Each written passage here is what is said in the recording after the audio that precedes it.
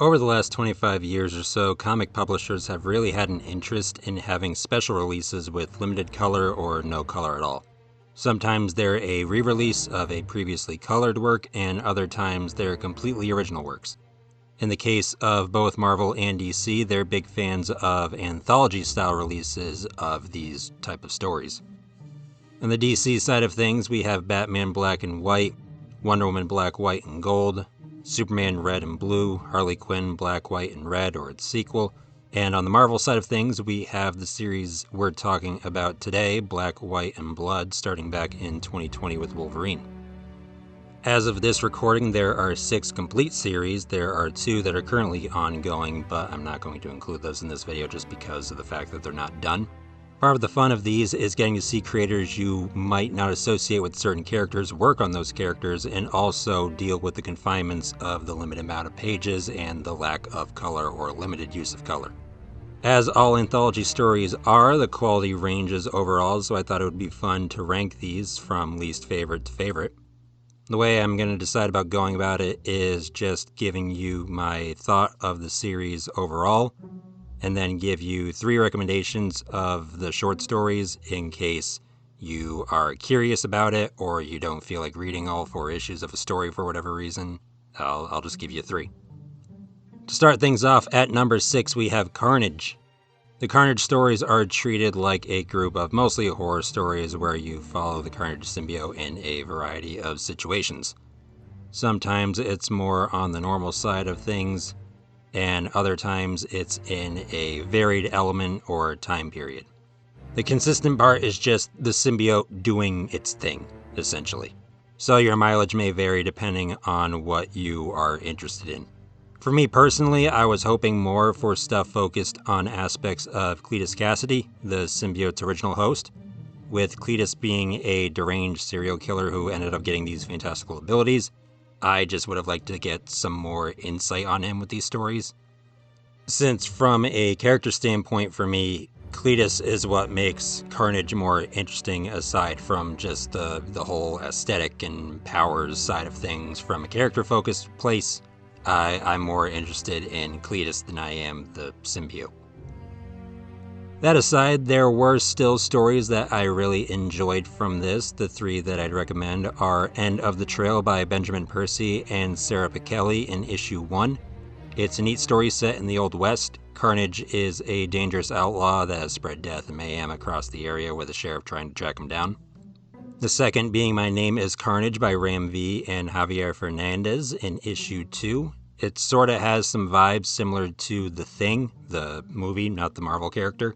In this case, it's a group of Hammer researchers at a facility that venture out to inspect a meteor, and people assuming Carnage is a local cryptid as he takes out people one by one.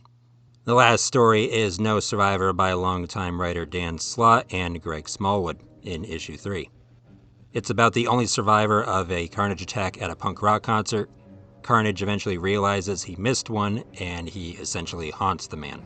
Since I'm making comparisons to other pieces of media, this one sort of reminded me of an episode of Twilight Zone or even Goosebumps. It's that sort of plot line. It isn't anything you haven't seen or probably read before, but I just enjoyed seeing it involving Carnage.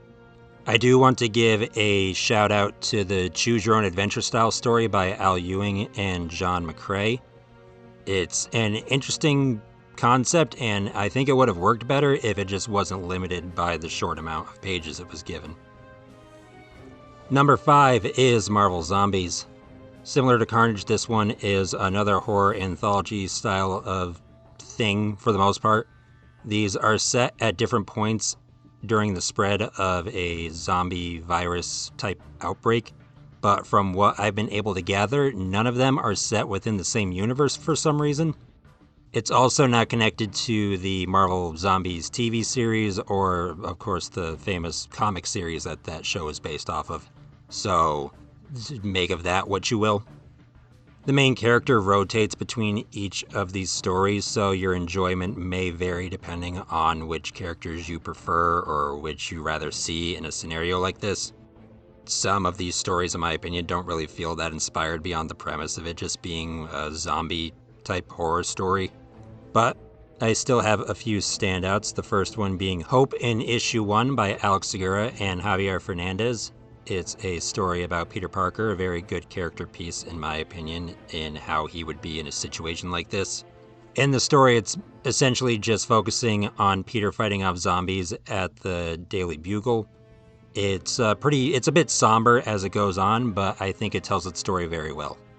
The next one is Under the Eyes of an Unkind Future, featured in issue 2 by Gail Simone and Dale Eaglesham. It focuses on Reed Richards. In this, we see Reed isolated in a lab with Herbie trying to create a cure for the virus before there is no hope for humanity, so we have a ticking clock throughout the entirety of the story. His only connection with the outside world are brief video chats with a fully armored up Tony Stark. Between the story and the art style, it gives off the feel of a kind of pulpy mid-century sci-fi horror thing that you would read in some type of magazine. Personally, since I made a comparison to The Thing earlier, I felt like this one had a little similarity to the story I Am Legend, the novel, even though I know that's vampires, but you get the point. And speaking of vampires, the final story that I would recommend is Strange Ass Bedfellows in issue 4 by Steve Scroshy. In this, we see Blade working for the last remaining safe city on the planet, the catch being that that city is run entirely by vampires. Blade himself is pretty in line with the Wesley Snipes depiction of the character. They even have a Vampire Club Brave type panel shown, which I'm sure is intentional. There isn't much to it beyond the concept being cool, but that being said, I do think the concept is cool enough to at least warrant something like a mini-series of it. There is also a very random use of a Marvel character that I won't spoil because I thought their inclusion was very entertaining, as brief as it was. So I'm going to just leave that up to you for when you read it. Number 4, we have Moon Knight. I should say this one and the following one are more tied because they have the same type of shortcoming that really detracts from my enjoyment of the series as a whole. But that being said, I have Moon Knight at 4. The Moon Knight stories flip between more Egyptian-related focuses with the whole Khonshu aspect of the character, and they also have stories more focused on the multiple identities of Mark Spector. There are a couple in here also that I don't really know how to really describe what they focus on compared to the rest, those two specifically being written by Jonathan Hickman and the other by Ann Nocenti. The biggest detraction from this one, or the two I should say, are it starts significantly stronger than it ends as a whole with each issue, and also I just don't think the art was as engaging regarding the stylistic use of red in them. The use of red was mostly for just like injuries or maybe somebody's shirt or something. It didn't really feel like anybody had any unique ideas for how to use red in these stories. It just felt sort of like a mandated thing that had to be included in at some points. And also, like I mentioned, it ended a lot weaker than it began. Not that the stories were outright terrible, but it just wasn't nearly as engaging as it was within the first couple issues.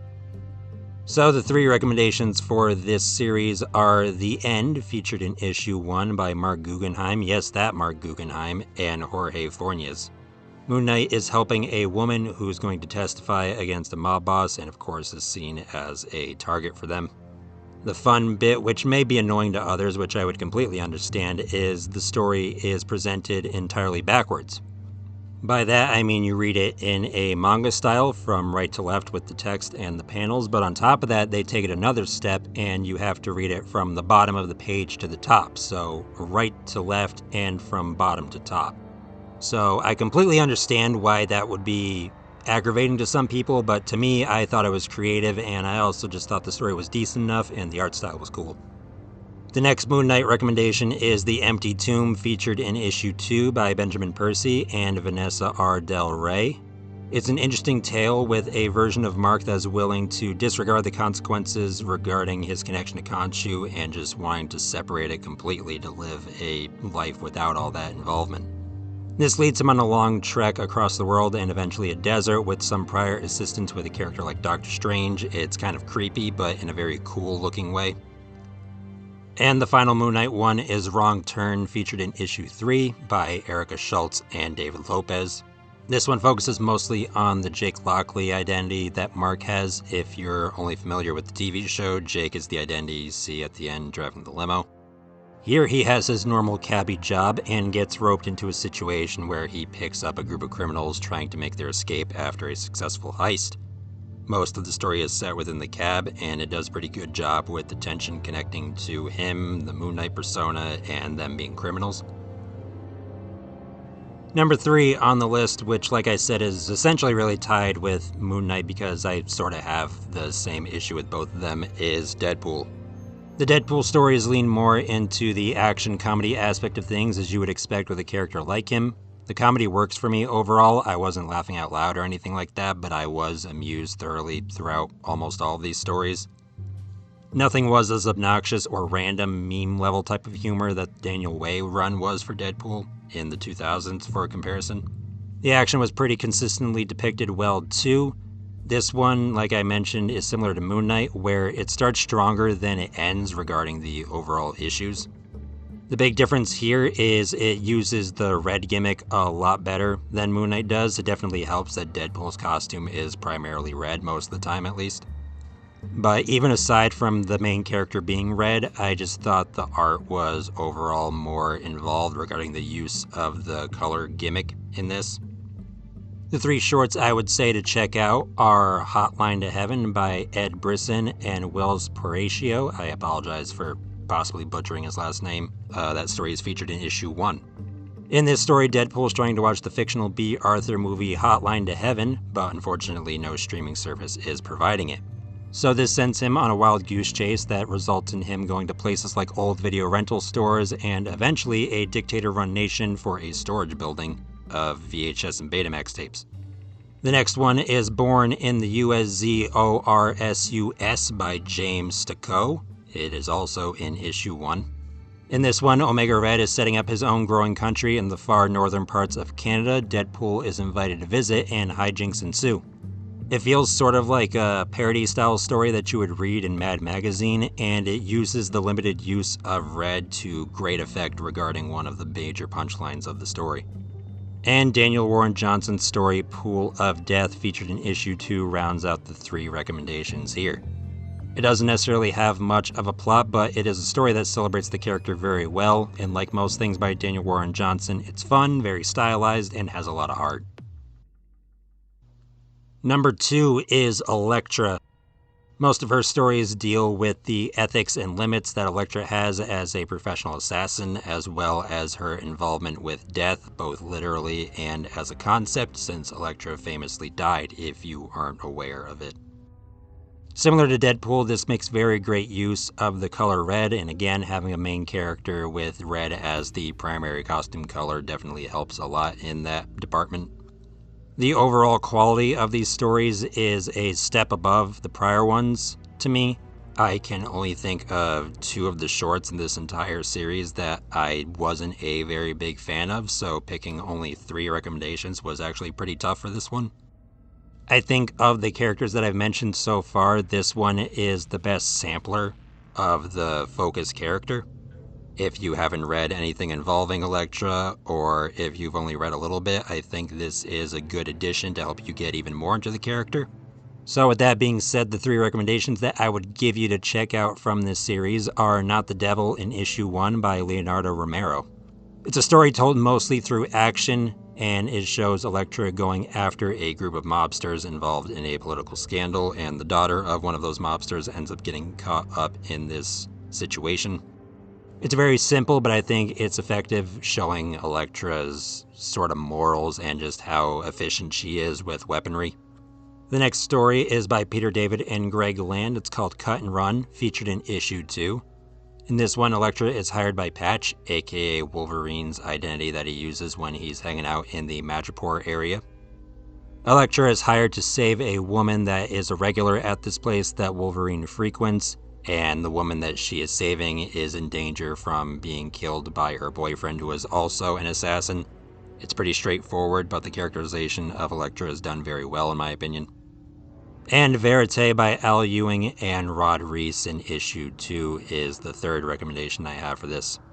The story focuses on some security guards trying to solve a murder using only security footage. A cool gimmick is all of the dialogue in this short is presented as if it were subtitles on a video. I also want to add that the art style does a very good job at depicting how watching like grainy security footage on a screen is. I just think they really nailed that look with this. And I'll give another honorable mention in this one since there were a boatload of stories that I enjoyed. This one is Rendezvous by Kevin Eastman and Freddie E. Williams II, featured in issue 4. It incorporates the poem I Have a Rendezvous with Death in a very effective way, and seeing Elektra drawn by Kevin Eastman is just a very cool thing to see. And number 1 goes to Wolverine, the only one left if you haven't been keeping track. Wolverine, as I said near the start of the video, was the first one of all of these to be published back in 2020, and at times it feels like the concept was made specifically for him, but ended up being expanded on due to how successful it was. I think just the short story format is something that fits Wolverine's character very well, and the whole red aspect of being the third color also works for Wolverine due to obviously his fighting style. And this being number 1, this is the most consistently good of the entire line of books. In my opinion, there's only one story that I can think of that I wasn't really big on. I didn't hate it, but it just wasn't as great as all the others because there are a lot of things in this one that I would consider like 5-star level stories. Speaking of that, the recommendations I have start off with one that I would consider to be a 5-star story. This one is called The Beast Within Them by Jerry Duggan and Adam Kubert. It's one that covers Logan going through the experimentation at Weapon X or Weapon Plus, whatever you want to call them. It's very similar to the Weapon X story, exploring similar themes of what it means to be a human and a monster, both metaphorically and physically.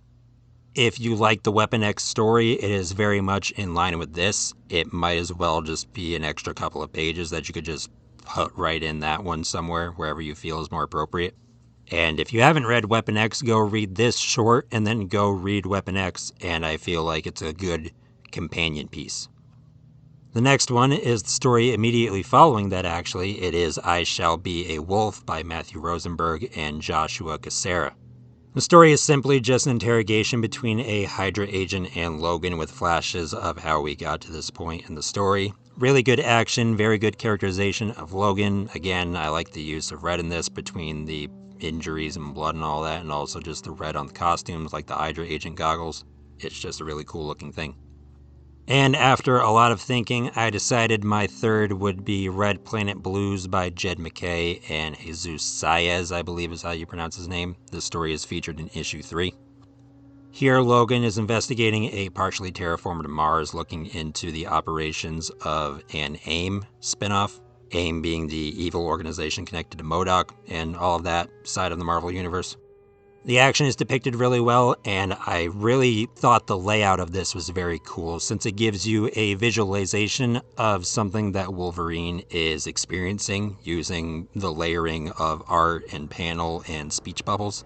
When Logan reveals how he ended up winning the fight, because of course Wolverine wins the fight, you can look back at the art and it's just a really cool representation of what he was describing, and at the time you might not even been really factoring it in.